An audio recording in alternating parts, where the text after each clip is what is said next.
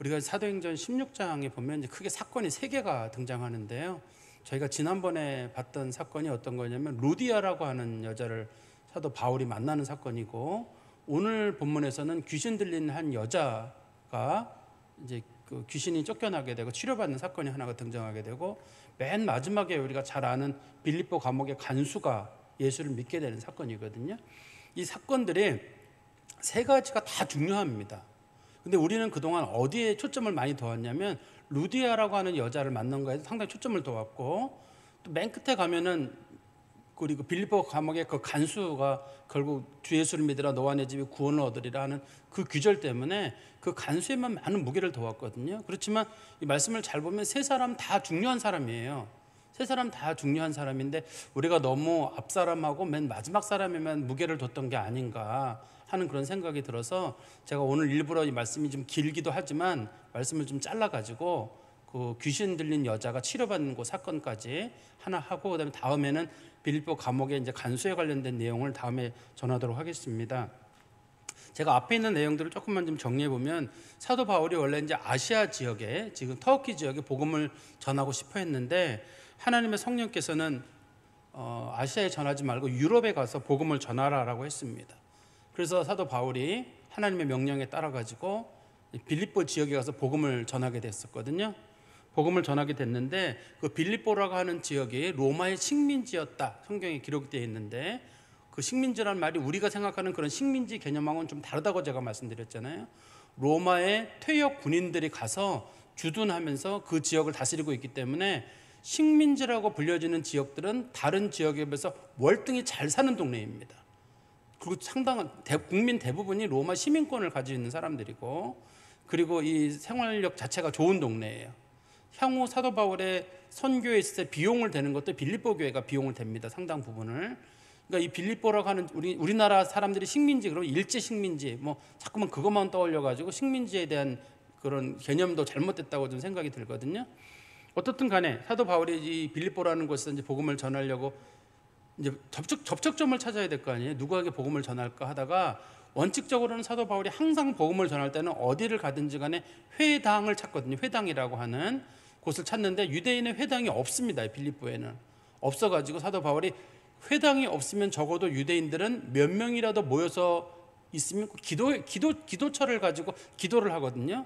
그러니까 그 기도처라도 있을까 하고 찾다 보니까 그 빌립보 성 바깥에 강이 있거든요. 강기테스 강이라고 불려지는 강이 있는데 그 강 주변에 여자들이 앉아가지고 도란도란 기도를 하고 있는 거예요.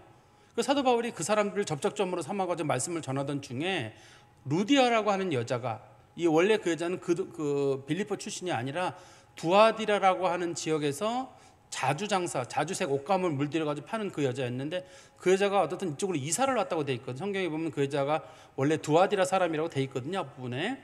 사도 바울이 그 여자뿐만 아니라 많은 여자들에게 복음을 전했는데, 그 중에서 이 루디아라는 여자가 마음이 탁 열린 거예요.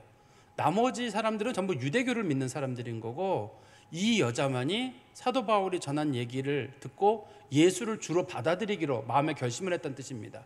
성경에서는 그걸 뭐라고 표현했냐면, 하나님께서 그 여자의 마음을 여셨다, 이게 돼 있어요.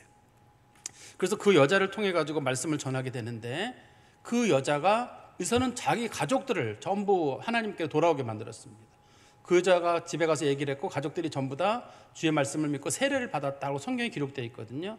가족 전도가 이루어지게 되고, 이 교회가 유럽 교회 최초입니다. 최초 교회예요. 최초 교회고, 이 여인 루디아라고 하는 여자는 유럽에서 만난 첫 번째 기독교인입니다. 그러니까 이 사람 하나가 굉장히 큰 역할을 했다는 걸 우리가 어느 정도 좀 짐작을 할 수 있을 것 같습니다.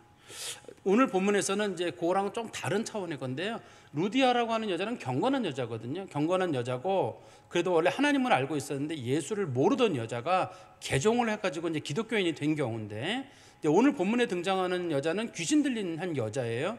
귀신 들린 여자가 예수를 믿게 되고 또 하나님의 어떤 구원 사역의 역할을 감당하게 되는 그런 일인데, 여기에는 뭐가 사용됐냐면 하나님의 예수 그리스도의 이름으로 말미암은 강한 능력이 거기에 사용이 되게 됩니다. 제가 지난번에 말씀드릴 때 그 루디아라고 하는 여자에게 말씀을 전할 때는 어떤 일이 나타나지 않았냐면 성령의 역사가 크게 나타나지 않았습니다. 초대교회에는 말씀을 전하면 항상 성령의 역사가 나타났어요. 가시적인 역사, 그런 거는 주로 성령의 은사 같은 것들이 나타났거든요. 초대교회에는 나타났는데, 그래서 사도 바울이 예루살렘에 가서 자기 선교를 보고할 때 뭐라고 보고했냐면, 내가 하나님 말씀을 전했더니만 많은 사람의 성령의 역사가 나타났다, 증거를 대라고, 이러이러한 성령의 역사가 나타났다라고 하는 증거를 제시했고, 그 증거가 그 초대교회 성도들이 그 예루살렘에서 오순절 성령 강림 때 똑같은 있었거든요. 그런 똑같은 일이 있었기 때문에 사람들이 하나님 성령의 역사 맞다, 서로 의견을 모았단 말이에요.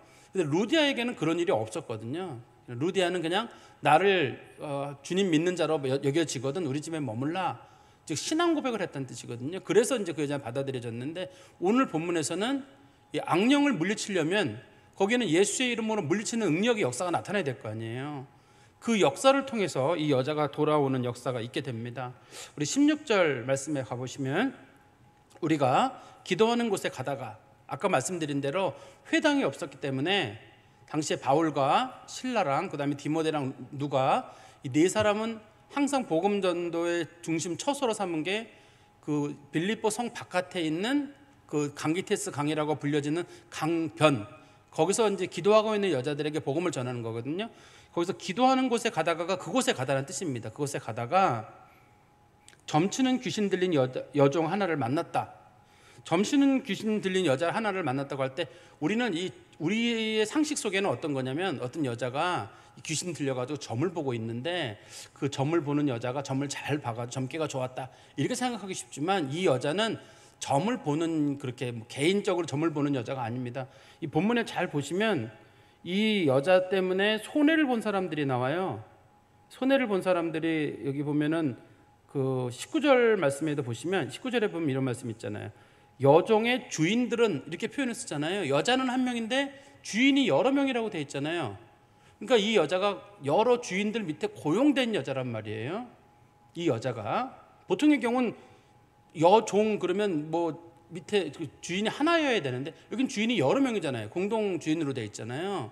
그러니까 이 여자가 우리가 흔히 얘기하는 그런 점을 보는 여자가 아니라, 이 빌립보에서 아폴로라고 불려지는 그 당시 우리 그 그리스 로마 신화에 나오는 태양의 신이라고도 하고 신탁을 내리는 신이 아폴로 신이거든요.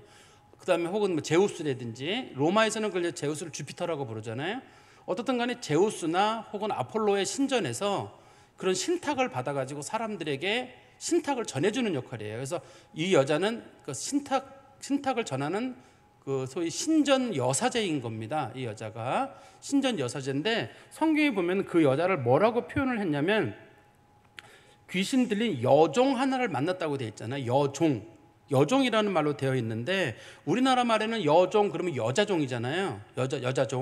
여자종이라는 뜻인데, 우리나라 말에는, 그리스 말에는 이거를 다르게 불러 있습니다. 그리스 말에는 이거를 뭐라고 부르냐면 파이디스케라고 불러요. 파이디스케라는 말이 뭐냐면, 파이디온이라는 말이 아주 10살 정도의 아이들을 부르는 말입니다. 10살 이내의 아이들을 파이디온이라고 부르거든요, 원래 성경에서. 근데 파이디스케는 10살 이내 정도 되는 여자 종이란 뜻이에요. 그러니까 이 지금 점을 치는 여자가 나이가 많은 여자가 아니라 10살 남짓하거나 좀 더 있거나 더 어리거나, 우리 상식으로는 매우 어린 여자인 거는 분명합니다. 그런데 그 여자가 어떤 식으로 간에 귀신에 들려가지고 아폴로 신이라고 하는 신의 어떤이라고 소위 불려지는 악령 스스로가 자기가 나는 아폴로 신의 신이다라고 주장을 하면서 그 여자에게 들어가가지고 그 여자가 머무는 신전에 와가지고 많은 사람들이 내가 장사를 할까요 말까요? 그러면 장사해라, 뭔 하지 말아라. 근데 상당한 정도의 용했던 여자인 것 같아요. 왜냐하면 이 악령이 사도 바울에게 들어있는 예수 그리스도를 알아보거든요. 대부분 예수 그리스도를 알아봅니다.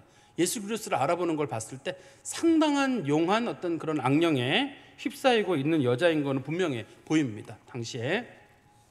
그래서 다시 우리 16절에 가보시면, 우리가 기도하는 곳에 가다가 점치는 귀신 들린 여종, 그러니까 신전에서 신탁을 받아가지고 사람들에게 점을 쳐주는 역할을 하고 있는 아주 작은 여자인데, 이 여자가 개인이 아니라 종이에요. 종이어가지고 어느 사람들 밑에 소속된, 소위 신전 관리인들에게 소속된 여자로서 그 주인에게 큰 이익을, 주인들에게 큰 이익을 주는, 주인 하나가 아닌 그 신전의 관리들 여러 명들에게 큰 이익을 주고 있는 그런 사람이었습니다. 그러니까 이 여자가 없어지게 되면 사실 신전 관리자들은 아무것도 아닙니다. 이 여자가 점을 쳐가지고 사람들에게, 점을 친다는 말이 우리나라 말 점을 친다지만 우리가 이제 현대에 익숙한 표현으로는 신탁을 받는다고 하죠. 신탁을 받는다고 하는데 그 신탁을 받아서 그 주인들에게 큰 이익을 주는 자라. 그가 바울과 우리를 따라와서, 사도 바울하고 우리는 누구냐면 여기서 실라와 그 다음에 디모데와 누가를 부르는 말입니다. 우리 이제 누가복음 사도행전 16장부터는 이제부터는 다 우리예요. 왜냐하면 누가가 이제부터 본문을 개입해가지고 기록하고 있기 때문에 이제부터는 누가는 모든 걸 다 우리라고 표현을 하게 됩니다. 이제부터는 우리를 따라 소리질러 이르되 이 사람들은 지극히 높은 하나님의 종으로서 구원의 길을 너희에게 전하는 자라 하며, 이 여자, 귀신 들린 여자가 뭐라고 자꾸 소리를 질렀냐면 뭔가 상당히 중요한 걸 알고 있어요. 뭘 알고 있냐면 사도 바울이랑 그 동역자들을 보낸 분이 누군지, 보낸 분을 누구라고 말하냐면 지극히 높으신 하나님이다 이렇게 표현하고 있거든요. 그 다음에 이 사도 바울이랑 그 동역자들은 누구냐? 지극히 높으신 하나님의 종이다. 그리고 그 사람들은 뭐 하는 사람들이냐? 구원의 길을 너희들에게 전하는 사람들이다. 바울이나 그다음에 그 실라나 디모데나 누가와 관련된 얘기를 너무 잘 알고 있는 거예요. 이 얘기가요. 너무 잘 알고 있거든요. 우리는 이거 봤을 때 참 신기하다. 귀신들이 대단하구나. 그럼 저 귀신이 하나님을 믿었을까? 그럼 저 여종이 하나님을 믿었나? 그렇게 볼 수는 없어요. 우리 성경 말씀해 보시면 야고보서 2장 19절에 그런 말씀 있잖아요. 여러분 잘 아는 야고보서 2장 19절에 보시면 내가 하나님을 한 분이신 줄로 믿느냐? 잘하는도다. 귀신들도 믿고 떠느니라. 다시 한번 읽어드리면 내가 하나님은 한 분이신 줄로 믿느냐? 잘하는도다. 귀신들도 믿고 떠느니라. 이걸 야고보가 이 얘기를 왜 했냐면요, 난 하나님이 한 분이신 줄 알아. 나는 예수님이 한 분이신 줄 알아. 그거를 믿음으로 볼 수는 없다는 거예요. 그거는 악령들도 알고 있는 일인데 뭘 그걸 자랑스럽냐. 이게 왜 무슨 일이 생겼냐면 야고보서에서 성도들에게 야고보가 행함이 있는 믿음을 가져라라고 했더니 사람들이 난 하나님을 믿어. 난 예수 믿고 천국 가 구원 받았어. 난 봉사하기 싫어. 내가 왜 가난한 사람들을 도와줘야 되고 왜 불쌍한 사람들을 도와줘야 되고 왜 내가 내 돈을 내가지고 왜 남에게 헌신해야 돼. 싫다고. 야고보가 하는 말이 너는 뭐 어떻게 믿을래? 난 예수 믿고 난 구원 받았어. 하나님이 한 분이신 줄 알고 난 예수를 믿는다고. 그랬더니 그거에 대해서 반박하는 거예요. 야고보가 하나님 한 분이신 줄 아느냐? 너만 아는 게 아니라 귀신들도 알고 있다. 그게 뭘 대단하다고 그러느냐? 진짜 하나님 믿는 사람들이라면 행함과 순종과 봉사와 구제도 따라야 돼. 진짜 생활하는 거지 라고 이제 야고보가 그걸 반박할 때 이 용어를 쓰고 있는 거거든요. 그러니까 단순하게 나는 하나님을 안다, 하나님 한 분이라는 거 아는 것 가지고는 구원에 이르렀다고 표현하기는 어렵고, 여기서는 지금 악령이 하는 말이거든요. 근데 이 악령의 의도가 선한 의도일까요? 나쁜 의도일까요? 악령이 따라다니면서 바울이 전하는 분은 지극히 높으신 하나님입니다. 여러분 바울이 전하는 걸 믿으십시오. 이 좋은 뜻으로 얘기를 하는 걸까요? 아니면 악령이 따라다니면서 방해를 하고 있는 걸까요? 이 긍정적으로 보시는 분들은 어떻든 하나님 복음이 전해지는 거 아니야 그랬는데, 지금은 이 악령이 뭐 하는 거냐면 방해를 하고 있는 거거든요. 여러분도 한번 생각해 보세요. 여러분들이 어디 가서 복음을 전하는데 귀신 들린 여자가 가지고 여러분 예수 믿어 살아. 귀신 들리면 그러면 누가 예수 믿겠어요? 도리어 정상적인 사람이 해야지 믿지. 귀신 들린 여자가 예수 믿어야 살아. 이 사람들이 역시 귀신들도 예수를 아는구나. 예수 믿어야 되겠다. 이렇게 하나요? 도리어 지금 이 여자의 귀신 들린 여자의 귀신이 역할은 뭐냐면 어떻든 간에 하나님 말씀을 전하는 것을 방해하려고 하는 게 목적이거든요. 사도 여기 보면 나와요. 사도 그 성경에 보면 나오면 뭐라고 나오냐면 18절 말씀해 보세요. 이같이 여러 날을 하는지라 바울이 심히 괴로워하여 돌이켜. 바울이 심히 괴로워했다는 말은 보통의 경우라면 이 사람이 예수를 진짜 믿는 사람이라든지 이 사람이 이게 긍정적이라 그러면 사도 바울이 쫓아냈죠. 쫓아내고 뭔가 했을 겁니다. 근데 사도 바울은 지금 치료할 마음도 별로 없고, 사실은 사도 바울은 여기서 웬만하면 그냥 참고 지내려고 그랬어요. 왜냐하면 이게 의도가 뭐냐면 사도 바울을 결국 감옥에 집어넣는 일이 될 거거든요.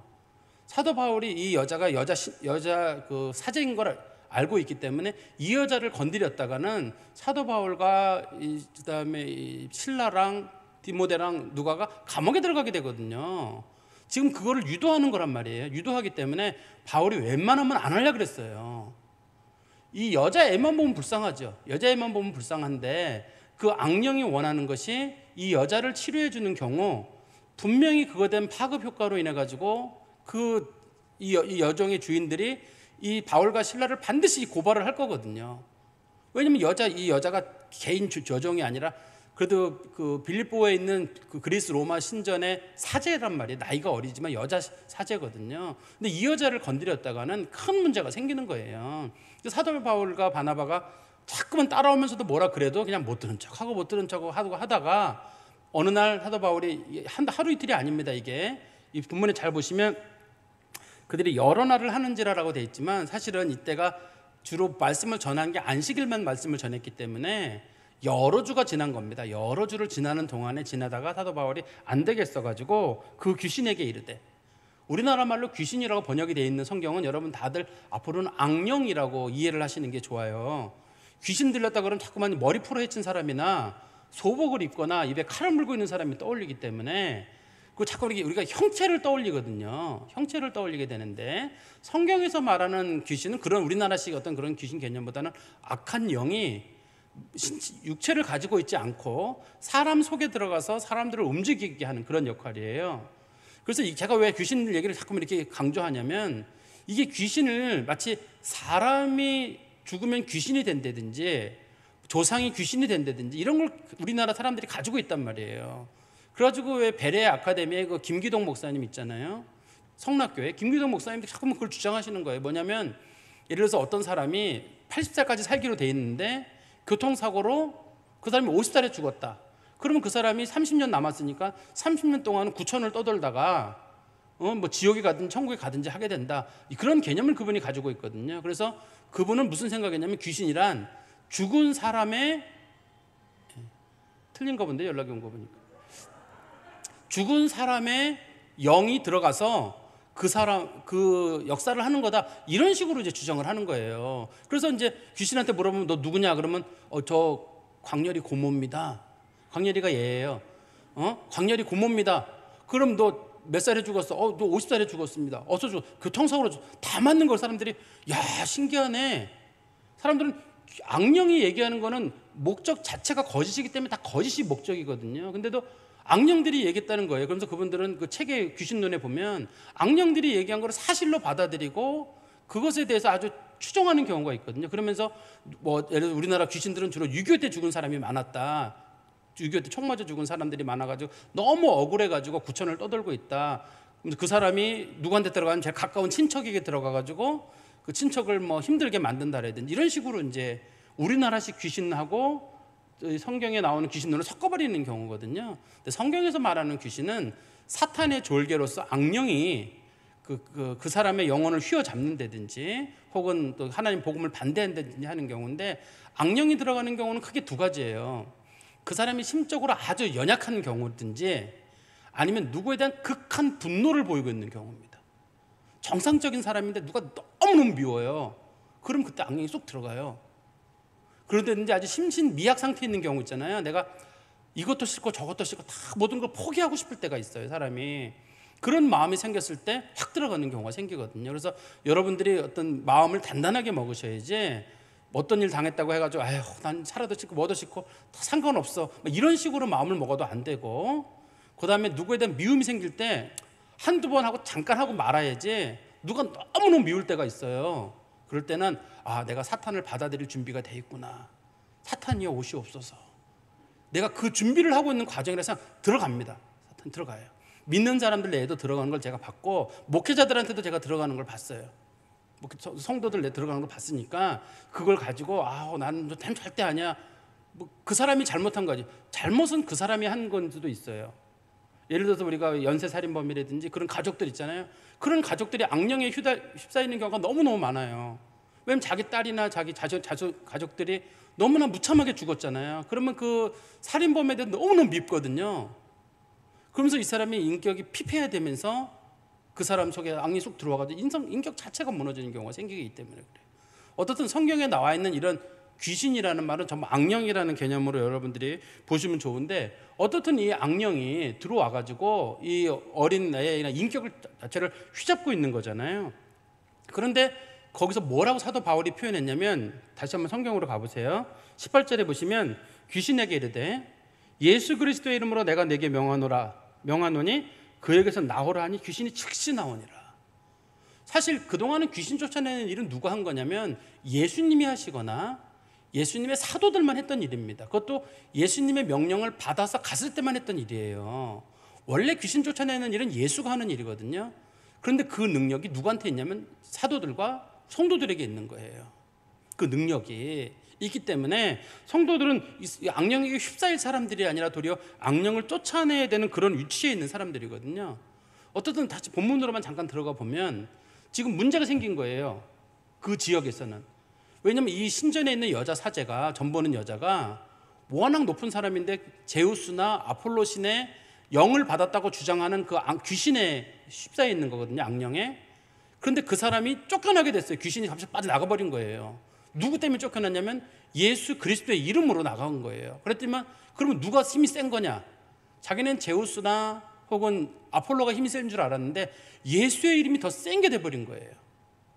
자신들은 세상에서는 제우스나 아폴로가 제일 힘이 센 거였는데 예수의 이름 한마디에 그게 이제 물러나 버리게 되니까 이 동네에는 상당히 혼란에 빠졌을 겁니다.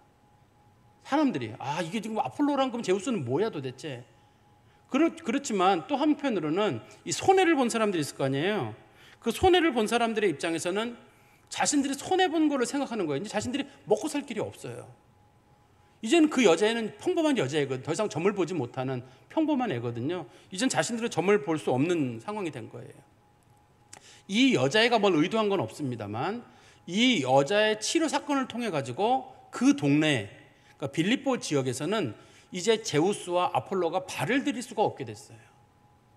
왜냐하면 예수 그리스도의 이름으로 그 지역에서 가장 영적이라고 불려지는 여자 사제, 나이는 어리지만 여자 사제를 영적으로 눌러버렸거든요. 영적으로 탁 눌러버리니까 더 이상 그 지역에서는 뭐 제우스니 뭐 아폴로니 뭐 이런 얘기를 꺼낼 수가 없는 거예요. 꺼낼 수가 없고 이제 그 지역에서는 누가 제일 강하냐 영적으로. 그쪽에서 이제 이제 유럽 세계를 영적으로 하나님이 누르시는데 이 영적인 싸움에서는 이제 예수 그리스도가 모든 영적인 싸움의 중심이 돼버린 겁니다. 제가 아까 그랬잖아요. 성경에서 중요한 인물, 사도행전 16장의 중요한 인물은 루디아도 중요하지만 이 여자아이도 굉장히 중요한 역할을 하게 되는데 이 여자아이를 통해 가지고 이제 빌립보 지역의 영적인 세계가 공개가 되는 거예요. 그래서 아폴로니 제우스니 다 무서워하고 있었는데 아폴로니 제우스니 아무것도 아니에요. 예수 그리스도의 이름 앞에 다 무너지는 걸 보게 됐다는 거죠. 그것도 역시 이 귀신 쫓아내는 건 오로지 예수 그리스도의 능력이었는데 이제는 사도들이 그 일을 하게 되고 이제는 누구든지 예수 믿는 사람들이 예수 그리스도의 이름으로 선포를 하면 누구라도 악한 자들에 물러날 수 있는 은혜가 우리에게 주어진 거예요. 그런데 성도들이 그거를 못하는 이유는 제가 보니까 성도들이 무서워서 그래요. 예를 들어서 여러분들 귀신 들린 사람한테 가서 우리 권사님들 집사님들 예배 끝나고 나서 같이 가서 우리가 한번 기도합시다. 그러면 상당수가 꽁무니를 뺄 겁니다. 그러지 마시고 우리 같이 가서 권사님들 특별히 이제 예를 들어서 제1여전도의 분들보다는 마리아 마르다가 더 기도를 잘하신 분들이니까 그 연세 드신 분들을 우리 모시고 갑시다. 가서 귀신 들린 사람 있는데 우리 한번 쫓아냅시다. 권사님들이 그럼 한번 갑시다 목사님. 이게 아니라 슬금 빠지게 돼요. 왜냐하면 내가 지난밤에 한 일을 귀신이 알고 있고 내가 믿음이 약한 것도 귀신이 알고 있고 혹시라도 귀신이 나한테 혹 달라붙어가지고 내가 훨씬 귀신 걸리는 게 아닌가. 이 성도들의 마음속에 우리 안에 계신 예수 그리스도와 성령에 대해서 너무 우리가 가볍게 보는 경향이 있어요. 예수 한마디에 그렇게 강한 악령 세력들이 한 번에 물러나고 여러분들이 한번 해보셔요. 어디 누가 귀신 들린 사람이나 있을 때 가셔가지고 믿음을 가지고 주 예수 그리스도의 이름으로 명하노니 물러가라. 이게 물러가요. 영적인 세계에서는 이미 예수가 하나님의 아들인 게 이게 증명이 된 사실이고 그 스님이든 뭐 누구든이 문제가 아니에요. 이게 그 사람들 못해요. 이거 오로지 예수 믿는 사람들만 하는 일이에요. 믿음이 센 사람이냐 약한 사람이냐가 문제가 아니라 예수 믿는 자들 안에는 성령이 들어 계시고 성령이 들어있는 사람들은 그 믿음을 가지고 가서 선포하는 거예요. 여기서 사도 바울이 믿음이 좋고 신라가 좋은 사람이지만 모두가 그런 건 아니잖아요. 그렇지만 이곳에서 하나님의 역사가 나타나게 됐거든요. 만약에 사도 바울이 이 여자를 치료하지 않았다면, 사실 사도 바울이 치료할 마음이 없었어요. 초기에는. 왜 치료할 마음이 없었냐면 분명히 사탄의 악한 계획을 알고 있기 때문에. 이거 결과적으로 자신들이 감옥에 들어갈 걸 알거든요. 사도 바울이 감옥에 들어가면 어떤 일을 당할지를 알고 있기 때문에 안 들어가려면 치료를 하지 말아야 되지만 자꾸 괴롭히니까 사도 바울이 할 수 없이 치료를 한 거거든요. 만약에 사도 바울이 이 자리를 그냥 지나갔다 그러면 이 어린아이의 인생은 어떻게 되는 건가요? 악령에게 휩싸여서 수십 년을 지나가게 되는데, 혹시라도 여러분들이 누가 귀신 들렸거나 악령에 들려있는 사람인데 악령이 들리는 정도도 아주 센 귀신이 있고 악령이 있고 어떤 사람은 살짝 드는 경우도 있거든요. 그런 사람들을 누군가 치료해 주지 않으면 여러분들이 겁먹고 뒤로 물러나는 것 사건 때문에 그 사람이 정말 죽을 때까지 고생을 한다든지 참 긴 세월을 고생할 수 있거든요. 여러분들도 사도 바울 같은 마음일 수 있을까요? 귀찮아요. 귀찮기도 하고 가서 뭐 하고 싶고. 그렇지만 이 쫓아냄을 통해 가지고 이 여자아이는 이제는 예수 믿는 삶을 살게 되고 하나님의 자녀의 삶으로 들어오게 되고 구원 역사의 중요한 인물로 이 여자가 역사를 하게 되거든요. 그러니까 이 여자가 치료받은 사건도 좀 가볍게 보지는 않으셨으면 좋겠습니다. 근데 제가 아까 말씀드린 대로 사도 바울이 왜 이 여자를 치료하지 않느냐, 이 여자를 치료한 사건 때문에 사도 바울과 실라는 감옥에 갇히게 됩니다. 우리 한번 19절 말씀에 가보시면, 보통 경우 이제 귀신을 쫓아내거나 하면 좋은 일이 있어야 되는데 그렇지 못하죠. 19절에 여종의 주인들은 자기의 수익의 소망이 끊어진 것을 보고 바울과 실라를 붙잡아 장터로 관리들에게 끌어다가, 지금 이제 끌고 간 거예요. 어디로 끌고 갔냐면 관리들에게로 끌고 갔다고 되어 있는데, 일단은 귀신이 쫓아낸 사건까지 있으면 우리가 볼 때 야, 영적으로 얼마나 좋아요. 근데 이제 이 악령이 원했던 바가 있었거든요. 사도 바울과 실라를 감옥에 집어넣는 어떤 그래서 이 사람들이 더 이상 활동을 하지 못하도록 하거든요. 근데 나중에 제가 설명드리겠습니다만 바울과 실라가 빌립보 감옥에서 나오는 때 어떻게 감옥에서 나오게 됐느냐에 대해서는 사실은 대부분의 학자들은 루디아가 돈을 썼다고 봅니다. 재판관들에게 비용을 갑자기 원래 이 사람들 감옥에 갇혀도 못 나오게 해야 되거든요. 하루만 가둬두는 게 아니라 못 나오게 가둬둬야 되는데 하루 만에 나오게 되거든요. 그때는 루디아의 역할이 있어요. 루디아가 개인적으로 사람들을 찾아가고 비용을 대가지고 보석금 같은 걸 줘가지고 책임을 지겠다고 하고 나왔을 거로 일반적으로 봐요. 그 큰 비용을 댈 사람은 루디아밖에 없거든요. 당시에는. 어떻든 간에 이 사람네들이 지금 감옥에 갇히는 상황이 됐습니다. 그런데 어디로 끌고 갔냐면 장터로 끌고 갔다고 되어 있는데, 장터라는 말을 요즘 그 성경에 나와 있는 영어로만 그대로 바꾸면 아고라예요. 그리스나 그쪽 지역에서 사람들이 모여서 물건도 판매도 하겠지만 주로 하는 게 재판도 하거나 서로 토론하는 광장을 그리스어로 아고라라고 하거든요. 거기 아고라에 모여서 어떤 재판도 하고 그러는데, 여기도 사람들이 어디로 끌고 갔냐면 장터로, 그러니까 뭐 장보러 갔다는 뜻이 아니라 이 장터로라는 말의 뜻은 아고라, 재판정으로 갔다는 뜻입니다. 재판정으로 가서 관리들에게, 이 관리는 당시에 빌립보 지역에는, 로마 식민지 지역에는 각 지역마다 2명의 치안 판사를 두거든요. 이 사람들이 치안 판사들입니다. 그 치안 판사들에게 끌고 갔다가 20절에 상관들 앞으로 데려가니, 이 상관들은 치안 판사들의 명령을 받아가지고 일을 시행하는 사람들, 요즘으로 말하면 경찰 같은 역할을 하시는 분들입니다. 상관들 앞에 데려가서 말하되, 이 사람들이 유대인인데 우리 성을 심히 요란하게 하여 로마 사람인 우리가 받지도 못하고 행하지도 못할 풍속을 전한다 하거늘 우리가 일제에 일어나 고발하니 상관들이 옷을 찢어 벗기고 매로 치라 하여. 이 본문에서도 보다 보면 지금 이 사람들의 죄목이 지금 뭐냐면, 죄목이 나오잖아요. 죄목은 뭐냐면, 이 사람 로마 사람인 우리가 받지도 못하고 행할지도 못할 풍속을 전한다. 무슨 큰 죄를 저질러서가 아니라 실제로는 귀신을 쫓아냄으로 인해 수익이 끊어진 게 죄목이잖아요. 자기들이 볼 때는. 그렇지만 고발한 이유는 뭐냐면 우리가 받지 못할 풍습이나 우리가 행하지 못할 풍습을 전한다. 사실 로마는 다른 종교를 전하거나, 그리스도 마찬가지입니다. 종교를 전하거나 하는 것을 부정적으로 보지 않았거든요. 그 사도 바울이 나중에 아테네에 가가지고도 사람들하고 얘기하다가 너희들 중에는 이름도 모르는 신이 있다고 하는데 그 이름도 모르는 신 이름 내가 알려주겠다. 그분이 바로 예수 그리스도가 하나님이다라고 얘기를 하거든요. 그러니까 종교에 대해서 자유롭게 얘기를 할 수 있었습니다, 원래는. 그런데 여기서는 지금 자기 종교를 얘기를 하는 건 좋은데 문제는 자기의 종교가 믿는 신을 쫓아내버렸잖아요, 지금. 다른 종교를 방해는 하지 말아야 되거든요. 자기 종교를 전하는 건 좋은데 이 사람들은 뭐냐면 지금 이 사람들이 예수 그리스도 이름을 얘기했지만 다른 자기 종교의 그런 신이라든지 귀신 들린 여자가 귀신이 쫓겨난 일이 생겨버리게 되니까 자신들은 못 받아들이겠는 거예요. 자신들은 그동안 제우스나 아폴로를 섬기고 왔는데 적어도 우리가 방해하지 않는 조건에 그 사람들도 우리들의 신앙생활은 방해하지 말아야 되는데 예수 믿는 사람들은 방해가 되는 거예요. 지금도 그렇죠. 예수 믿는 사람들이 비난을 받는 이유는 뭐냐면 예수 믿는 사람들이 어떤 예수님만 믿으라고 주장하는 거잖아요.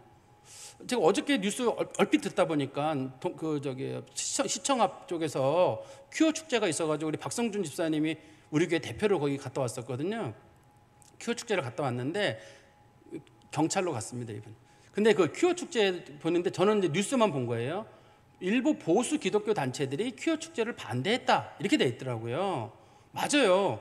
기독교 단체 외에는 다 반대를 안 하거든요, 별로 공개적으로. 근데 기독교는 그런 거에 대해서 공개적으로 반대 입장을 취하고 있거든요. 그러니까 사람들이 기독교라는 단체에 대해서 굉장히 호전적으로 보는 거예요. 저는 이해가 안 돼요. 우리 국민 중에 82%가 차별금지법을 찬성한대요. 12%가 18%인가만 반대한다 그러는데 저는 이해는 잘 안 돼요. 아마 그 차별금지법이라는 말 자체를 이해를 못해서 생긴 문제인 것 같은데 동성애법을 찬성합니까? 그러면 아마 비율이 떨어질 거로 생각이 들어요. 그렇지만 그거에 대해서 저항하는 운동을 하는 사람들은 기독교인들밖에 없거든요. 특별히 그것도 활동을 하는 경우는 소수의 기독교인들만 활동하는 경우 그 지역에 있는 사람들이 싸움이 붙는 거예요. 여기서도 지금 바울이 악령을 쫓아내게 되니까 각각의 자기의 종교를 지키는 건 좋은데 왜 남이 종교에 들어와가지고 신을 쫓아내느냐 이런 식으로 문제를 삼은 거죠. 예수밖에 없다고 주장하니까. 그 사람들이 누구누구를 감옥에 가두게 되냐면 모든 사람을 감옥에 가두는 건 아닙니다. 이 사람들이 감옥에 가두는 사람은 본문의 말씀에 들어가 보시면 이 사람들이 유대인들만 감옥에 지금 가두라고 표현하고 있잖아요. 19절에 보세요. 바울과 실라를 붙잡아서 원래 4명이잖아요. 4명인데 유대인들, 바울과 실라만 유대인이거든요. 디모데는 헬라 사람이고 누가도 이름 자체가 헬라 이름입니다. 그래서 두 사람은 외모가 달라요. 이 사람들은 백인의 외모에 가까운 사람들이고 그다음에 바울이나 실라는 우리보다 얼굴이 좀 까만 유대인들 계통의 외모니까 두 사람만 감옥에 가는 게 그 때문입니다. 4명이 분명히 있었는데 바울과 실라가 빌립보 감옥에서 찬송을 불렀다는 얘기 많이 들어보셨죠? 그게 그래 두 사람만 간 거예요. 왜냐하면 유대인들이 이렇게 했다. 실제로는 4명이 했는데 왜 유대인들만 했냐면 두 사람은 그리스 사람이거든요. 두 사람도 같이 했다 그러면 이게 죄가 성립이 안 되는 거예요. 왜냐하면 디모데도 헬라 사람이고 누가도 헬라 사람들이고 또 누가는 현직 의사로서 활동을 하고 있는 사람들인데 저 사람들이 유대인이어서 저렇게 했다라고 해야 되는데 이 사람들 유대인도 아닌 경우이기 때문에 이 사람들까지 끌어들일 항목이 없으니까 유대인인 두 사람만 끌고 가서 그 사람들을 처벌하자고 하는 겁니다. 그래가지고 22절입니다. 무리가 일제히 일어나 고발하니 사람들이 이제 그 주인들이 여러 명이서 이제 고발을 한 거예요. 그래가지고 손해를 본 사람들이 상관들이 옷을 찢어 벗기고 매로 치라 했다. 우리 성경에 보시면 고린도 후서 11장 24절에 사도 바울이 자기가 매 맞은 기록을 거기다 기록을 해놓은 게 있어요. 고린도 후서 11장 24절에 보시면 자기가 유대인들에게 40에 하나 감원매를 5번 맞았다. 이건 유대인들에게 맞은 거예요. 40에 하나 감원매 39대짜리 매를 5번 맞았고 3번은 태장으로 맞았고 요 3번 태장으로 맞았다 할 때 이 중에 한 번이 이겁니다. 이 본문에서 옷을 찢고 매로 치라 할 때 이거 태장을 때리는 거예요. 이거는 이제 어떤 거냐면 그 유대인들이 때리는 멍둥이는 곤장 같은 거거든요. 그거로다가 이제 막 사람들을 엉덩이 때려서 40대를 맞으면 보통 사람이 죽습니다. 일반적으로 딱 40대는 못 때 39대까지만 때리도록 해놨는데 일반적으로는 40대 정도 되면 죽어요. 근데 사도 바울은 즐기잖아요. 우리 앞에서 루스드라에서도 사도 바울이 돌멩이 맞아가지고 분명히 다들 죽었다고 했는데 또 살아나가지고 하여튼 사도 바울이 아무 즐긴 사람이에요. 근데 세 장을 태장이 맞았는데 그 중에서 한 번이 이건데 어떤 경우냐면 당시에 그 소위 경찰들이 몽둥이 같은 거를 들고 다녀요. 여러 개를 다발을 들고 다니다가 만약에 어떤 잘못을 범하는 사람이 있다. 로마 사람이 아니면 언제든지 그 사람을 때려도 되는 거예요. 때려가지고 그 사람의 죄를 자백하게 한다든지 버릇을 고쳐준다든지 뭐 그런 일들을 당시 했던 사람들입니다. 그리고 난 다음에 23절입니다. 많이 친 후에 옥에 가두고 간수에게 명하여 든든히 지키라 하니. 이 사람들이 지금 여러 사람들에게 고발을 당한 거기 때문에 이 사람들을 감옥에 간추라고 했는데 뭐라고 했냐면 그냥 지키지 말고 든든히 지키라. 든든히 지키라고 하니까 어떻게 했냐면 간수들이 24절에 보시면 그가 이러한 명령을 받아 그들을 깊은 옥이란 말은 옥 안에 또 옥이 있거든요. 지하에 있는 감옥 중에도 옥 안에 옥이 있는데 그 중에 지하에 있는 감옥이라는 뜻입니다. 거기에 가두고 발에 착고를 든든히 채웠다. 우리 왜 영화에 보면은 착고 왜 그 다리에 이렇게 쭉 하고 고랑 다는 거 있잖아요. 돌멩이가 쇳덩어리 큰 거 둥그런 거. 그거 아닙니다. 그건 아니고 어떤 거냐면 사람들의 발을 이렇게 평평하게 된 이렇게 길쭉한 쇳덩어리가 있어요. 거기다 사람 발을 집어넣어요. 근데 발을 집어넣고 조이거든요. 근데 사람 발을 조금 더 움직일 수 없도록. 이게 고문 방법 중에 하나예요. 지금 사도 바울과 실라가 빌립보에 갇혔을 때 어떤 형태로 있었냐면 이 사람들이 대부분 벽에 매달려 있게 됩니다. 벽에 손을 묶어가지고 매달아 놓게 되고 발은 아예 움직이지 못하도록 딱 붙여놓는 게 아니라 보통의 경우는 발을 틀어놨다고 하거든요. 오른발 왼발을 틀어놓는다든지 해가지고 아주 굉장히 고통스러운 시간을 보내도록 이렇게 하는 거예요. 근데 바울과 실라 입장에서는 내가 나쁜 일 한 것도 아니고 또 일부러 한 것도 아니거든요. 귀신도 안 쫓아낼 마음이 없었어요. 초기에는. 그렇지만 자꾸만 와가지고 소리 지르면서 저 사람 지극히 높으신 하나님의 종들로서 좋은 길을 전하는 사람인데 그래가지고 할 수 없이 이 일을 하게 됐는데 이 사도 바울이 그것 때문에 지금 감옥에 갇힌 경우거든요. 근데 저도 이해가 잘 안 되는 부분이 있어요. 사도 바울이 뒤에 가면 이 간수들이 사도 바울에게 나가라고 하거든요. 행정관이 와가지고 나가라고 합니다. 근데 사도 바울이 못 나간다. 왜 못 나가냐 그랬더니 나 로마 사람이다. 로마 사람 못 때리게 돼 있거든요. 로마 사람 감옥에 못 넣게 돼 있습니다. 그래서 사도 바울이 이걸 왜 말을 안 했을까? 중간에 끌려가다가 나 로마 사람이다라고 하면 이미 확인되거든요. 로마 사람이라는 말은 거짓말을 하면 그 자리에 사형되게 되기 때문에 로마 사람이란 말은 거짓말을 못 합니다. 이거는 걸리면 무조건 사형입니다. 그래서 로마 사람이라 그러면 사람들이 확인하거든요. 신분증 확인을 해가지고 로마 사람이 확인하기 때문에 사도 바울이 로마 사람이 신분증을 보여주거든요. 나중에. 근데 사도 바울은 날 때부터 로마 사람이기 때문에 로마 사람 중에도 신분이 높은 사람이에요. 근데 사도 바울이 그 신분증을 자기가 보여줬으면 감옥에 안 들어가거든요. 정상적으로는. 그래서 나중에 관리들이 와가지고 제발 부탁하면서 제발 나가십시오 하거든요.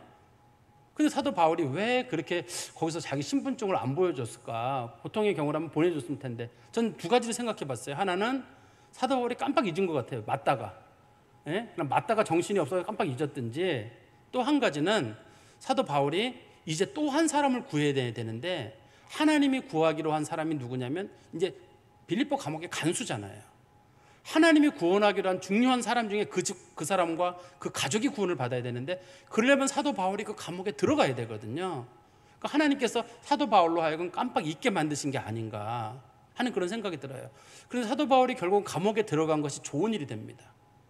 다음에 나중에 설명드리겠지만 일단은 빌립보 감옥의 간수가 그 가족이 구원을 받게 되고 빌립보가 선교에서 자유로워지게 됩니다. 왜냐하면 사도 바울이 감옥에 들어갔다 나오면서 나 못 나간다 그랬지만 당신 뭘 원하느냐 이것저것 해달라 그랬더니 사람들이 다 해드리겠습니다. 사도 바울이 허가증을 받게 되거든요. 뒤에 가면 빌립보 지역에서 매맞은 데까지만 허가증을 받게 됩니다. 그래서 빌립보는 이제부터 복음 전하는 일에 사도 바울의 맷값으로 얻은 복음 전파의 중요한 대가를 받게 되는 거죠. 좀 말씀을 정리해 보면 하나님께서는 이 귀신 들린 여자 남들은 하나 별거 아닌 것처럼 보이지만 이 여자 하나 구원하시려고 바울과 실라를 그 유럽 아시아 전도를 해야 되는 여자를 마케도니아로 데려와가지고 또 빌립보로 이끌어와가지고 감옥까지 데려가거든요. 근데 한 사람 영혼 구하려면 이만한 대가는 치러야 된다는 게 하나님의 뜻인 것 같아요. 한 사람 영혼 구하려면 이만한 대가는 치러라. 사도 바울도 이 대가를 치르고 싶지 않았어요. 초기에는 자기에게 무슨 일이 있을지를 알고 있기 때문에 절차를 알거든요. 사도 바울이 잘 알고 있기 때문에. 하지만 하나님께서는 사도 바울에게 너 그만한 대가를 치러라. 사도 바울이 얼마나 많이 맞아. 나중에 자기가 매 맞은 그 기록에 이게 태장에 3번 맞았다고 하는 그 중에 이게 한 번이 들어있는 거거든요. 태장은 얼마큼 맞았냐면 몽둥이를 많이 들고 다니다가 아무튼 부러질 때까지 때린다고 하더라고요. 당시 로마에 있던 그런 행정관들이 그런 일을 했다고 하는데 그렇게 많이 맞았고 엉덩이 벗겨놓고 때린 거거든요. 막 채찍 같은 걸 때렸는데 사도 바울이 그걸 고스란히 맞았어요. 그리고 감옥에 들어가서 묶여있고 발이 착고에 조여가지고 잠도 못 자는데, 근데 그게 지나고 나보면 그 영혼 하나 구원하시려는 하나님의 뜻이고 또 간수 구원하시려고 하나님의 뜻이거든요. 저는 그래서 우리가 영혼을 구원하기 위해서는 그만한 대가를 치러야 된다 하는 생각이 들어요. 첫 번째는. 두 번째는 영적인 세계는 이미 답이 나와 있어요. 예수가 하나님의 아들이고 어떤 것도 예수 이름 앞에는 꼼짝 못한다는 게 나와 있습니다. 이미 답이. 우리가 겁이 많아가지고 예수 이름으로 선포 못하고 영적인 세계에 두려워하고 밤길 무서워하고 인생 앞에서 무서워하지만 영적인 세계에서는 이미 알아요. 예수가 하나님의 아들인 것이, 지극히 높으신 하나님의 아들인 게 이미 선포가 됐기 때문에 우리 성도들은 그 예수를 믿는 사람들이고 그 예수의 능력을 받은 사람들이기 때문에 제발 영적으로 두려워하지 마시고, 누가 귀신 들렸다 그럴 때도 같이 가서 기도하고, 우리가 이겨내는 게 아니라 우리 안에 계신 예수의 영인 성령께서 이겨내시는 거거든요. 악령들은 예수의 이름을 무서워한단 말이에요. 여러분들을 무서워하는 게 아니라 예수의 이름을 무서워하고, 악령들이 여러분들을 보지 못하도록 성령께서 지키시거든요. 그러니까 성도들은 이미 영적인 세계에서는 예수가 유일한 답이에요. 이거는 뭐 누구도 부인할 수 없는 유일한 답은 예수밖에 없어요. 겉으로는 뭐 인생이 누가 답이다 주장하지만 예수 외엔 답이 없어요. 이미 영적인 세계는 다 예수로 답이 나 있기 때문에 예수의 이름으로 선포하면 물러가고 예수의 이름으로 선포하면 문제가 해결되는 게 이게 영적인 세계의 답이거든요. 그러니까 우리 성도님들도 내가 가지고 있는 두려움의 문제에 있어서도 예수 그리스도의 이름으로 선포하고, 누가 영적으로 고통을 겪을 때에도 예수의 이름으로 좀 선포하시고, 악령에 휩싸인 사람들이 있거나 심적으로 두려워하는 사람이 있을 때에도 예수의 이름으로 좀 선포하시고, 예수의 능력을 우리가 마음껏 활용하시는 그런 성도 되시기를 간절히 소망합니다. 기도하겠습니다. 하나님 아버지, 주님께 감사합니다. 우리가 강한 것이 아니라 예수가 강하시고 예수가 유일하신 하나님의 아들이시며 하늘과 땅에 있는 모든 권세를 가지셨고, 그가 십자가에 달려 돌아가시고 부활하심으로 하나님의 모든 권세를 가지고 세상을 주관하시는 분이심을 저희가 믿습니다. 그 예수가 우리의 주가 되시고 우리의 능력이 되시오니 우리 성도들 그 능력 가지고 세상을 이길 수 있도록 주께서 은총 베풀어 주시옵소서. 예수 그리스도의 이름으로 기도하옵나이다. 아멘.